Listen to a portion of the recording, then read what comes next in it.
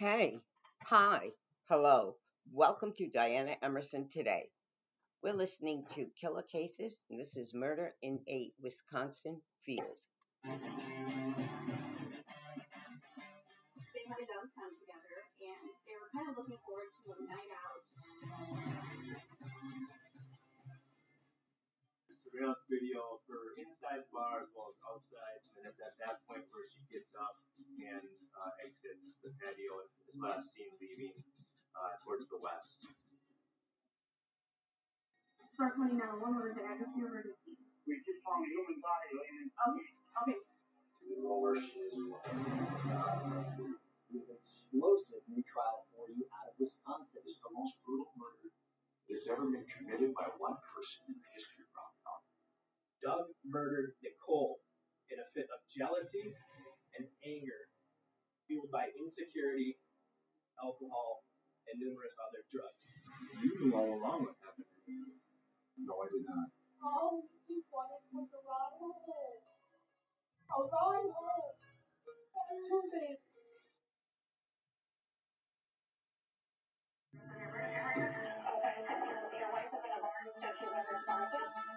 This is what he's going to tell you. It's a situation. And I grabbed the gun. Not really the first place to put a body. Yes, sir. The only thing they could do was kill him. You want to say anything, read the jury and you find the defendant.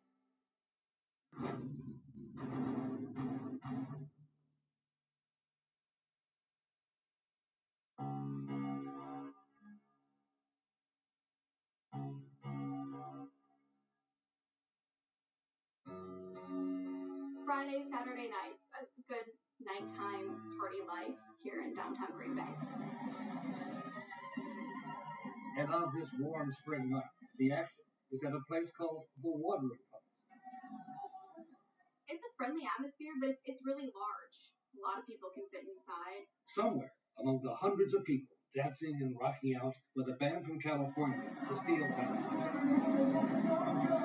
is a young woman who would not live to see the dawn of the next day. Her name was Nicole Vanderhut, Nikki, at the concert with her live-in boyfriend, Doug.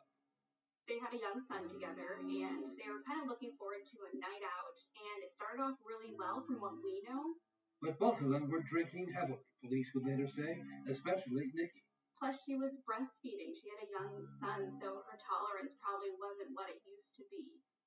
When the concert ends, Nikki and friends head to another bar, the Sardine Can, with Doug saying he will catch up shortly. There's surveillance video of her inside the bar as well as outside. She can be seen on the video dancing, having a good time. But still, no Doug. And we know that there were text messages between her and Doug accusing him of staying behind, maybe talking to other women. Nicole was starting to get irritated and upset with Doug because here she is with all of Doug's friends and she doesn't know them very well. And her boyfriend, who she wanted to spend the night with, is not there. Eventually, they move outside to an outside patio area, and it's at that point where she gets up and exits the patio and is last seen leaving towards the west. Her friend tried to stop her and confront her, but just couldn't get her to stop or listen, and she just kind of kept walking down the road by herself. What happened next would not soon be forgotten in this small city in the American Midwest. Star 29, what was the address of your emergency? We just found a human body laying in. Okay. Person beyond help, or do I need to give you instructions for CPR? No, it's beyond help. It's starting Is to it a male or female? It's got long hair, but I didn't go near her. You couldn't even tell who it was. Her face was completely black and blue. She had more than 240 injuries from what had happened. The only articles of clothing that were left on her body was a sock on each foot, and then there was like a pinkish colored bracelet that you'd get from like an event on one of her wrists. From County Safety, this is Therese. It was 3 hours later when another call came in to 911. Yes. How do I go about, missing person. It was Nikki's boyfriend, Doug. Okay, and who's missing? It's my girlfriend, and she does live with me, and she's never done this before. What's her name? Nicole Vanderheiden. Now, Detective Brian Slinger had a name for the victim and a name for a likely suspect. And what's your name? Doug Dietrich. They had already found the body, and here they have someone calling saying that they can't find their girlfriend. Obviously, there were some things that were concerning to us. Why did you wait so long to make this phone call, especially when you have a newborn baby at the house that needs mother's attention? So kind of painted a picture that maybe Doug had done this. An officer was dispatched to Doug Dietrich's home. I'm here for a missing persons report. We used a audio-video recording device to record it so that we could get a look at him. We focused on his hands, we focused on the general condition of his body, focused on the condition of his house, his behaviors. Dietrich was not told about the discovery of a body just 3 miles away. Do you suspect any foul play? If so, why? Just, I don't know. I don't suspect it, but this right here is walking. I don't know. Nothing about it. Okay. His story was he went to bed, woke up once or twice through the night to use the bathroom and to take care of the baby, and woke up the next morning, 10, 11 o'clock, somewhere in there, and she still wasn't home. Dietrich had not called in the missing person report until 4 in the afternoon. I'd be lying if I said we weren't alarmed with his level of concern. The level of concern did not seem to match what it should be, I guess. So that night, detectives got a warrant to search the home Doug and Nikki shared. It's probably the first person to look to, the boyfriend. The fact that there was a falling out that night. Mr. Dietrich obviously was a person of interest right away. And Dietrich was brought to the sheriff's office for what would be a grueling 3-hour late-night interrogation. The detectives, Brian Slinger and Lee Kingston, wanted to know why Doug had waited so long to call in the missing persons report. I was feeling good all day. I was hungover and feeling like shit, and then not wondering if I was she went off with another guy, whatever. All this shit going through my mind. After about 2 hours, the detectives finally tell Dietrich about the body found in the nearby farm field. I don't think it's been 100% identified as her, but there's a lot of similarities.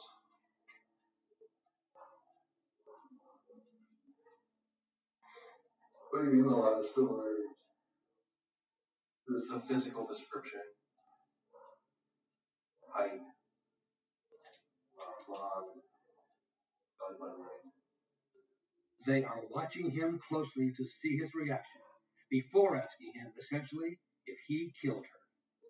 Did you know where she is or what happened to her? Not a clue. Did you do anything to cause her to go missing? No. Not at all. This guy was being an asshole a little bit on the phone. Now, the detectives raise the stakes, telling Doug Dietrich they want the clothes he was wearing that night when he was out with Nikki, and that they are already searching his house for evidence of a murder. Is there anything in your, when they go search your house, is they going to find anything in their house they're going to find that's going to say to you anything? Absolutely nothing whatsoever. Nothing to do with this. I mean,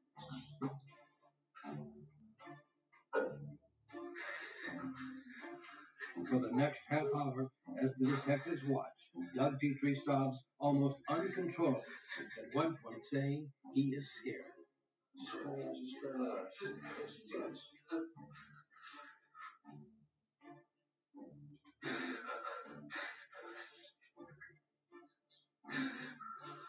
You're scared?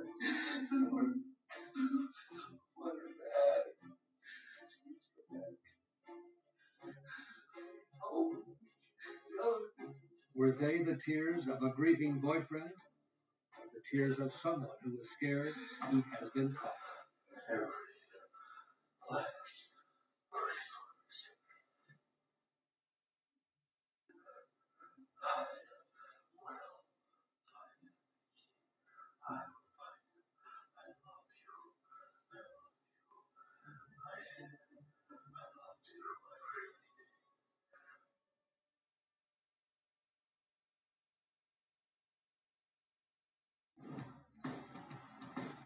Green Bay, Wisconsin is all about its football team, the Green Bay Packers.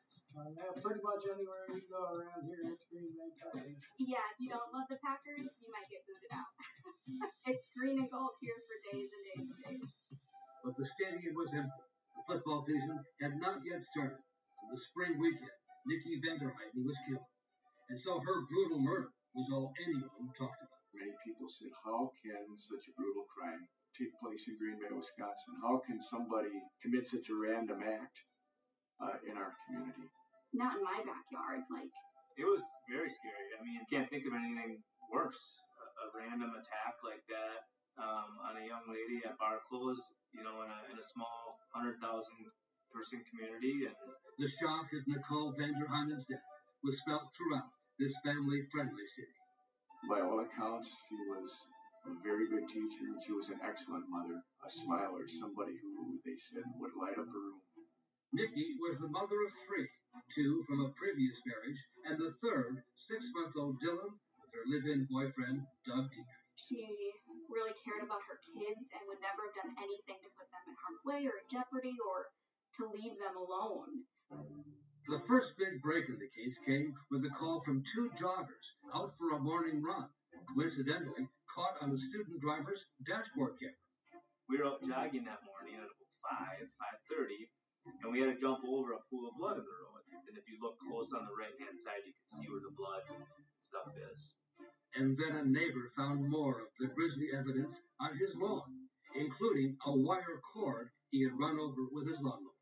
That's absolutely where the murder took place. The blood that was collected there, the hair samples, and then that cord that was found, which we believe was like a phone charging cord, came back all positive with Nicole Vanderheiden's blood DNA. And then detectives began to hear from Nikki's friends and relatives that Doug had been abusive to Nikki.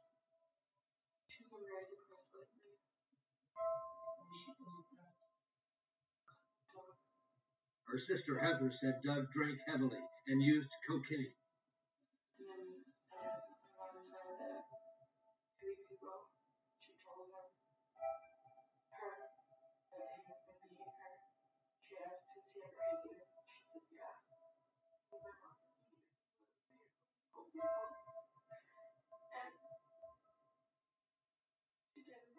And one of Doug's former girlfriends, Rebecca Mott, came forward to tell detectives how Doug could be jealous and often violent.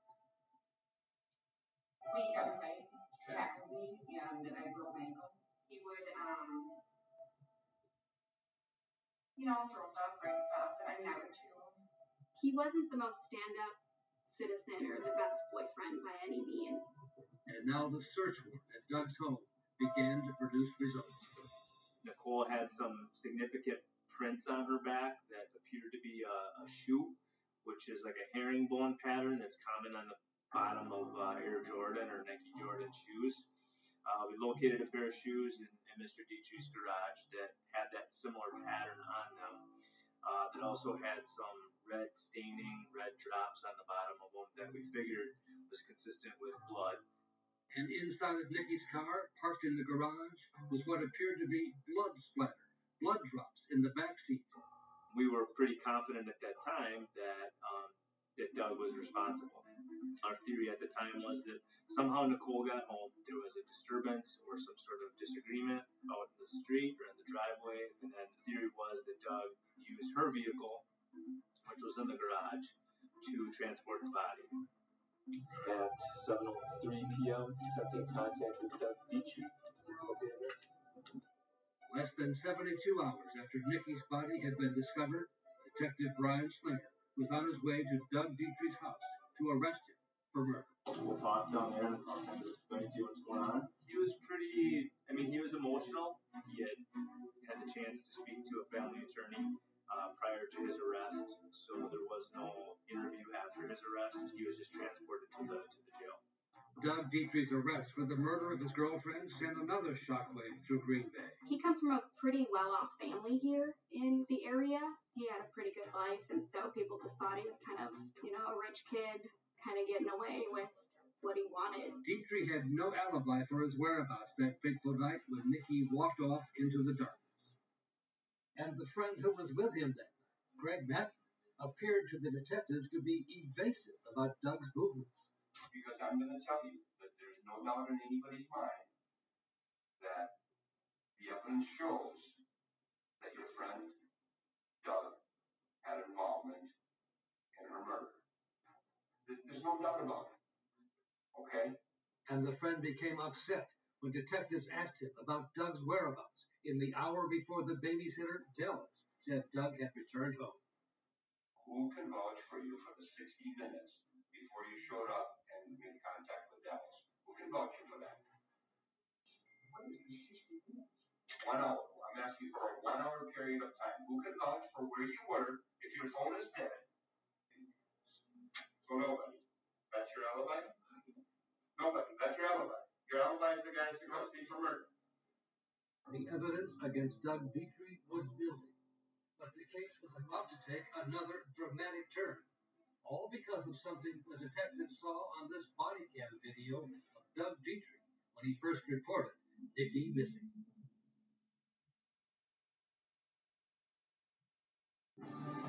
Breaking news on the case of a Brown County woman whose body was found in a farm field. 16 days after he had been arrested for the murder of his girlfriend Nikki, Doug Dietrich was released from jail.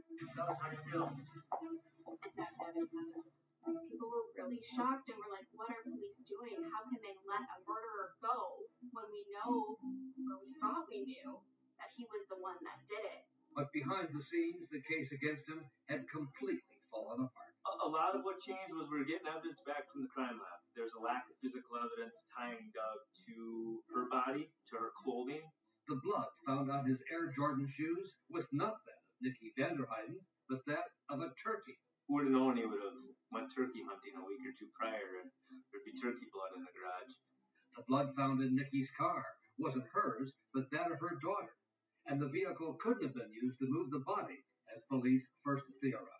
We're able to find out that that car did not move that entire weekend. And then the clincher. We went back and looked at the videos, and we had noticed that Mr. Dietrich was wearing a Fitbit the day that we interviewed him at the house when he called in a missing person.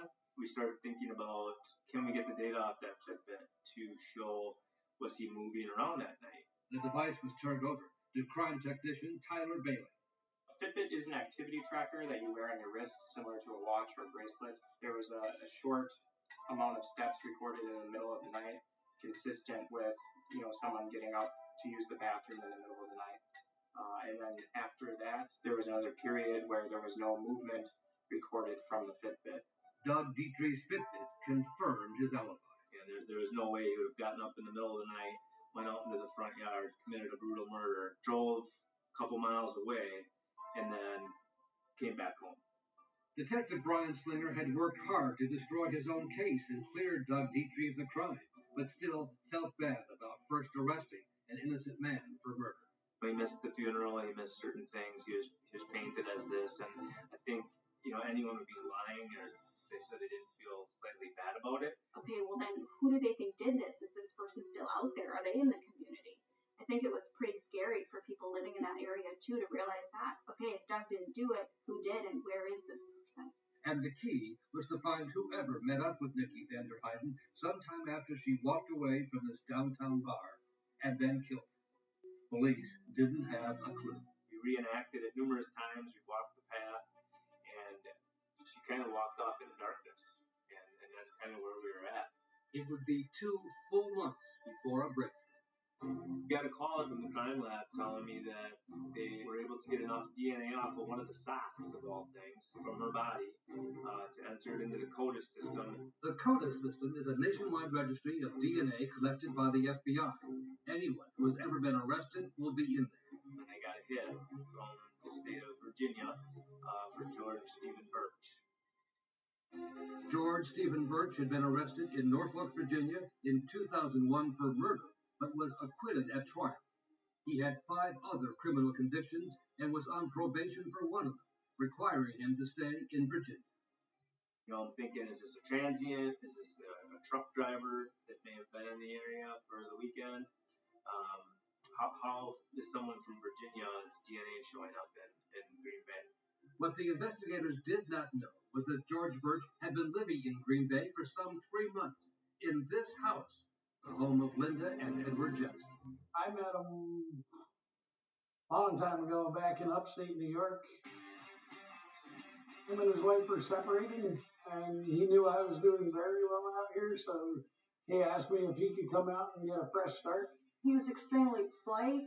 He called me Miss Linda, and I kind of like that. Just very personable, very, very personable. Birch was a regular at a bar 3 blocks away from the Jackson home, a place called Richard Cranium's. He was so fun-loving, you know. Everybody at Richard Cranium's called him Big Country, and he was 6'8", tall guy, but very friendly. He was always, I guess you'd say, very charming towards the girls. He had no problem with walking up to any girl and just talking to them and striking up a conversation. The Jacksons say they had no idea the man staying in their home was being sought in the Nikki Vander Heiden murder investigation. In fact, Ed Jackson and George Birch had gone fishing the very day her body was discovered. Oh, he was real happy. He had a big smile on his face and holding it up. And that picture actually played a big part in it also because when you focus in on it and you look at his right hand, you can see the cuts on his knuckles. But detectives only learned that Birch was in Green Bay after he seemingly outsmarted himself. We had no contact with him with the sheriff's department. However, Green Bay Police Department did have one contact with him from right around that time frame. It was from a minor hit-and-run traffic accident involving a Chevy Blazer that belonged to the Jacksons. When the vehicle was found, the front seat had been set on fire. It was the same vehicle Birch drove the night of the murder. And at that point, the Jacksons called in for a stolen vehicle. And the last person to use that vehicle was George Birch. And he said that, I must have left the keys in the car. Somebody must have stolen it. But now George Birch's name was in the police department database, along with his address. So I jumped in my car and ran out to that house, and there he is, standing on the porch smoking a cigarette. And even better, he had given his cell phone to the police to clear his name in the earlier investigation. It basically mapped out his night and gave us a lot of the answers that we needed to have. The GPS app for the phone showed Birch spent most of the night at his favorite haunt, Richard Cranium's, where detectives believe he met Nikki Vander Heiden. She was just looking for a ride home, and then he ended up bringing her home and sexually assaulting her in front of her residence. She's inside of a vehicle, fell out the passenger side onto the ground, which is where he proceeded to curb stomp her, or stomp her head into the ground, stomp her back into the ground, which is how the footprints would have gotten, shoe prints would have gotten on her back. And then the phone moved and went directly from Nicole's residence to the scene where the body was located. So his phone showed him at every single crime scene location and basically mapped out that night for us. Now authorities were sure they finally had the right person who had taken Nikki off the quiet streets of Green Bay and killed her. Breaking news out of Green Bay today. 38-year-old George Birch was arrested this morning for the murder of Nicole Vander Heiden. Investigators say Birch has been tied to the scene of the crime with forensic evidence.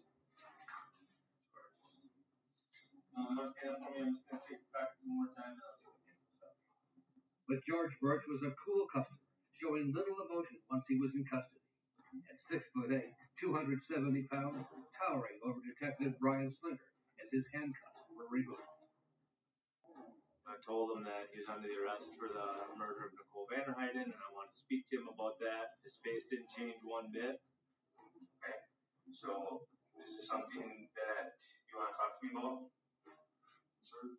About that? You don't want to talk to me about that? So if I read you the Miranda rights, you don't want to talk to me, so I would prefer a lawyer. Okay. But once at trial, George Birch would have plenty to say, offering a version of the night that would turn the trial into a real whodunit. George, did you murder Nicole Vander Heiden? No, sir. Definitely not. You know who did? Doug Dietrich. Now both would be on trial. We have an explosive new trial for you out of Wisconsin that's taken the nation and all media outlets by storm. Thank you for your patience, ladies and gentlemen. It was 40-year-old George Birch who was on trial for the murder that had shocked the city of Green Bay, Wisconsin. that a violent, ruthless killer could do what we believe the evidence would show Mr. Birch did to Nikki Vanderhyde. But the lawyers for George Birch sought to turn the tables on the prosecution case. The defense came out swinging. We're going to show you how horrible Douglas Dietrich is. Telling the jury it was Nikki's boyfriend, Doug Dietrich, not George Birch, who had the motive to kill her, just as investigators had first believed. Doug murdered Nicole in a fit of jealousy and anger, fueled by insecurity, alcohol, and numerous other drugs. The evidence is going to show you Doug did this. At the very least, it's going to give you significant doubt about whether or not George did this. And so, for 2 full days, Doug Dietrich was on the witness stand, once again having to defend himself. You swear to tell the truth, the whole truth, and nothing but the truth, so help you God? I do. Prosecutor David Lassay took him through what happened the night of the concert. The couple drinking and dancing and happy, leading up to a dramatic moment. Doug, when was the last time that you personally saw Nikki live? I was going to the bathroom and see you in 10 minutes, whatever, you know. And that's the last time I saw her. The prosecutor paused to let Doug Dietrich's emotion play out.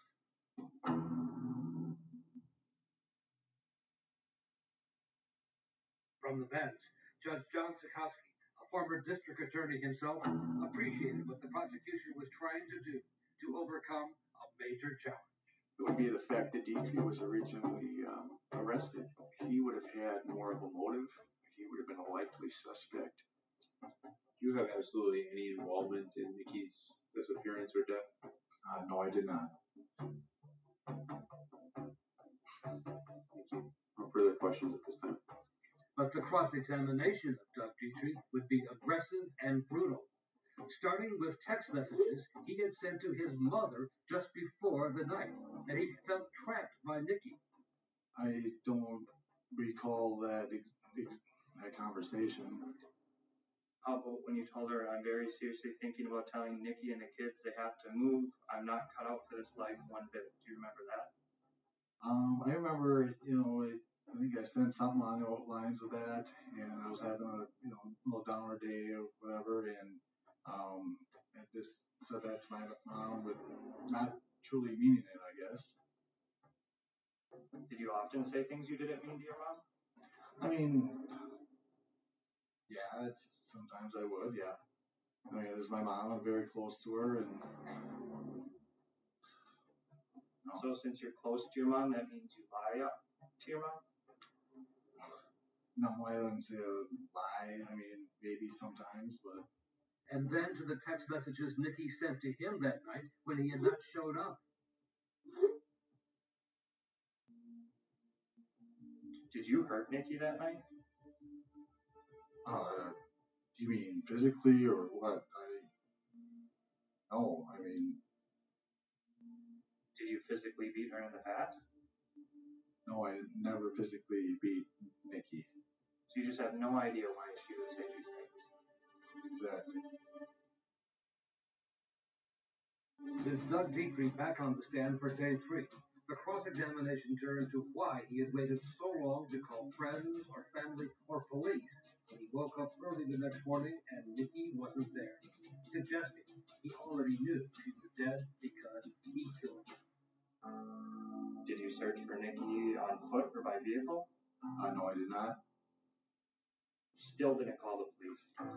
I did not at that time, no. Because you knew you didn't have to.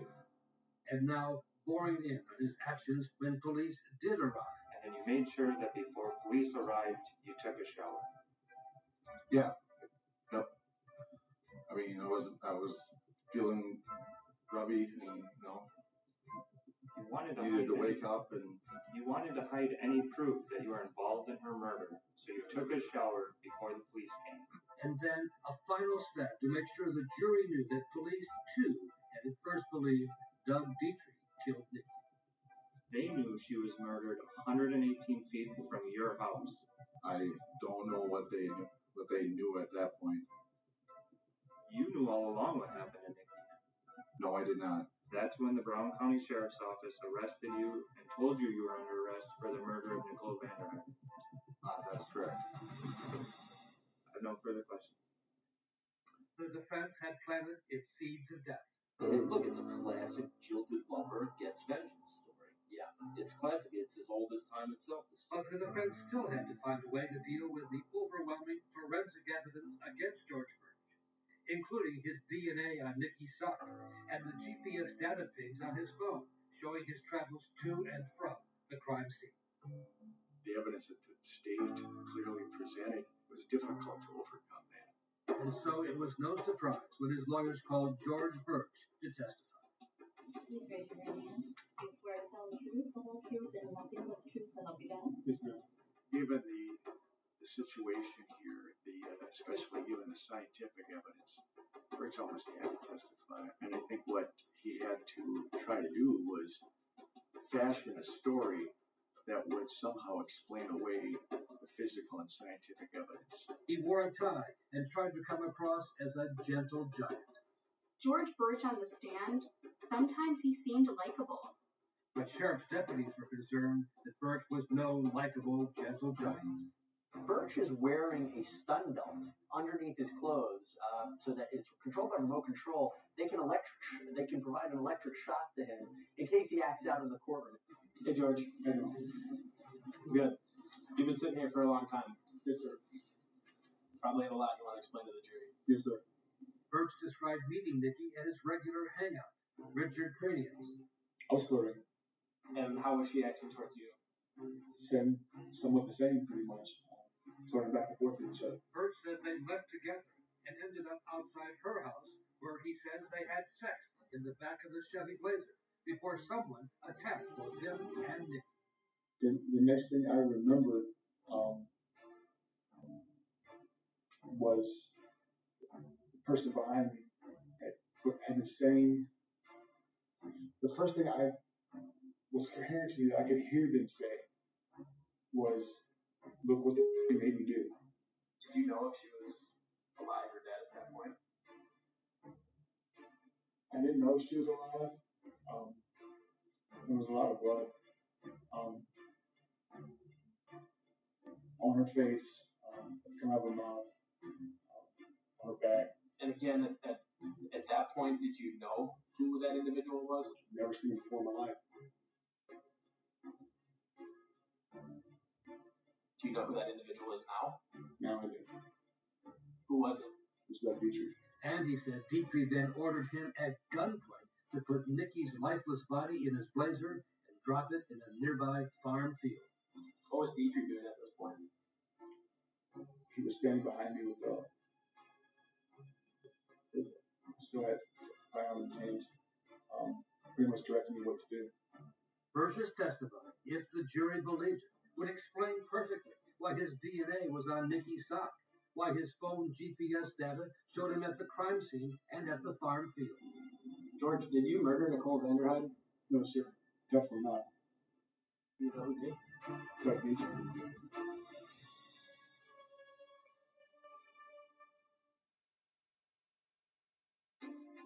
The final day of the trial was being televised live, locally and nationally. We're going to be covering the George Birch case today. There's a lot at stake with this story. So many twists and turns. People were so intrigued by it because they didn't think that this could happen in Green Bay, Wisconsin.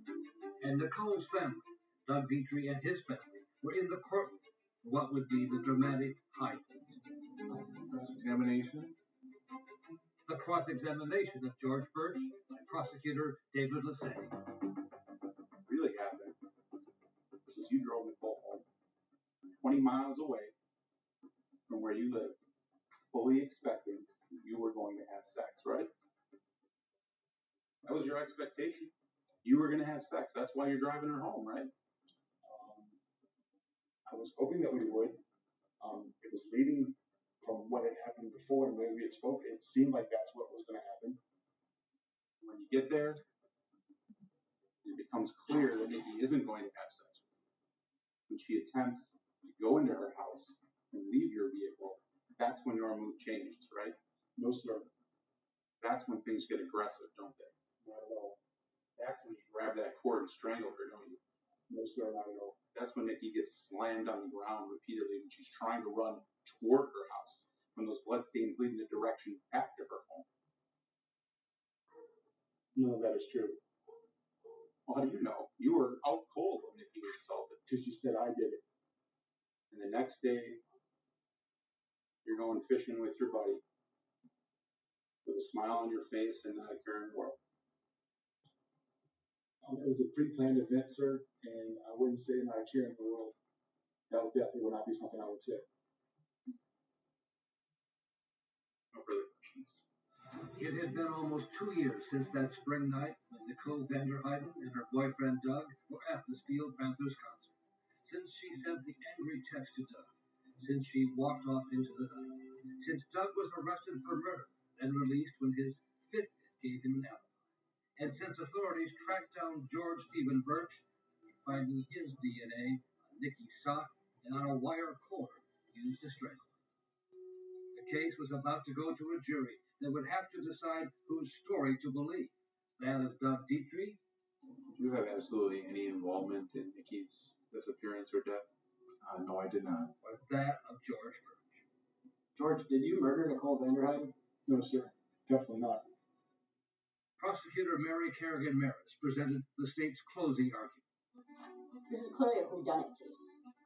Ridiculing the defense's case. Their explanation is ridiculous and is insulting to your intelligence. He tries to make you believe this encounter was consensual as far as sexual activity. Killer is not enough. He seeks to defame her. Her life's gone, so let's go after her reputation. She's not here to counter these outrageous claims. That's very convenient for him. Nikki did not give up easily. She showed her spirit through the end. Nikki did not go gently into the night. We ask you to return the verdict of guilty for first-degree intentional homicide. Thank you. In his closing argument, George Birch's lawyer, Lee Chuchar, did not back down from pointing the finger at Doug Dietrich. Justice for Nicole is not going to be delivered by a wrongful conviction of George Birch. Just because a story sounds ridiculous or sounds unbelievable doesn't mean it is. And I ask that you focus on all the evidence in this case, that you don't continuously ignore that the state arrested Doug Dietrich and there's a full-scale investigation into Doug Dietrich. We've seen the evidence. We've seen him testify. He had the motive, the opportunity, and the connection to this crime. The first piece of evidence I ask you to focus on is when Doug Dietrich actually called the police. Yes. How do I go about, Mr. Birch? He didn't call the police until after Nikki's body was found. He knew why. He didn't want the police to come. He was trying to cover up what he did. As we sit here right now, you are literally surrounded by doubt. You are surrounded by reasonable doubt. That's why you must return a verdict of not guilty. Both sides expected the jury would need several days to review all the evidence and conflicting testimony. They got the case this afternoon after closing arguments from both sides, and we're waiting to see exactly how long they're going to deliberate today. Very unusual dynamic in the sense that it's not just did this one do it, it's which of the two did it. The jury was back after only 3 hours. Ladies and gentlemen of the jury, we've been advised that you reached a verdict. Is that correct? The verdict reads as follows. We, the jury, find the defendant, George Stephen Birch, guilty of first-degree intentional homicide, is charged in the information. He just hung his head a little bit, but I don't remember him crying or showing much emotion. And jurors told reporters it had all come down to exhibit number 23, that piece of wire cord almost thrown away after being run over by a neighbor's lawnmower. He said that is what sealed the deal for Doug's DNA was not found on that wire, but Nicole Vanderheiden's was, and so was George Birch's. For an emotional 2 hours, Judge John Sikowski heard from Nikki's friends and family, and from Doug Dietrich's mother, Diane. I have a hard time driving on Austin Road. The site where Birch threw Nikki away like she didn't even matter. She did matter. We loved her and we missed her. All Nikki wanted from him was a ride home. A ride home. Back to Doug, back to her baby. In closing, please go home today. Hug your loved ones. Tell them you love them. Show them you love them. Nobody came to court to speak for George Birch, and now, wearing his orange prison jumpsuit, he declined to speak for himself. No, sir, Your Honor. You know, I just a thought, Mr. Birch. He said yes, sir, no, sir. The manly thing would have been to say, I did it, I flipped out, I did whatever. Cop will plea, do something. Step up to the plate. He chose not to do that. Still haven't done that. And then, just before passing sentence, the judge had one final comment about George Birch's behavior. Drop the body off in a field, and then 12 hours later go on a boat and be smiling like nothing happened. Like you didn't have a care in the world. How can we explain that? That isn't human. That is not normal. In Wisconsin, we have life without parole. And that was the maximum sentence that could be imposed, and that's what happened. This is the most brutal murder that has ever been committed by one person in the history of Brown County. That's how severe this case is. This is a crime that would, I believe, merit the death penalty, and for that,